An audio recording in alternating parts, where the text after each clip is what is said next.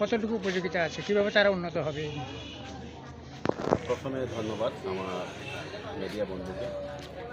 আজকে আমাদের Ampi agri sub ডিভিশনের উদ্যোগে বিভিন্ন ফার্ম মেশিনারিজগুলি দেওয়া হয়েছে, আমাদের পেছনে দেখতে পাচ্ছেন, এবং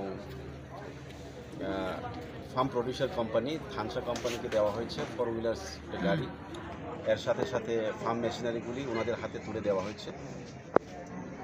আজকের এই অনুষ্ঠানে উপস্থিত আছেন আমাদের অনারেবল বিএসসি চেয়ারম্যান আছেন, এবং আমাদের ডেপুটি ডিরেক্টর কৃষ্ণধন সাহা মহোদয় আছেন, এবং আমাদের এসএ সাহেব আছেন, অ্যাসিস্ট্যান্ট ডিরেক্টর আছেন।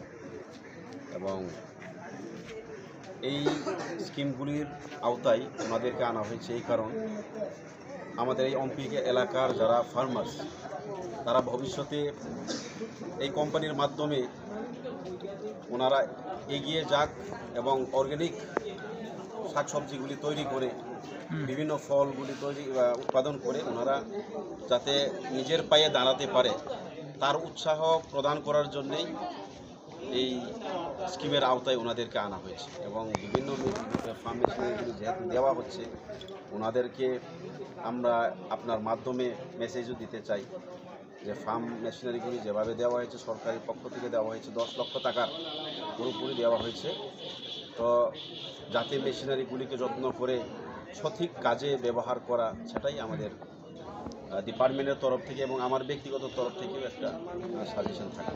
স্যার, এই যে মেশিনারি ইকুইপমেন্ট দেওয়া হয়েছে, এগুলি কি ফ্রিতে দেওয়া হয়েছে না কীভাবে?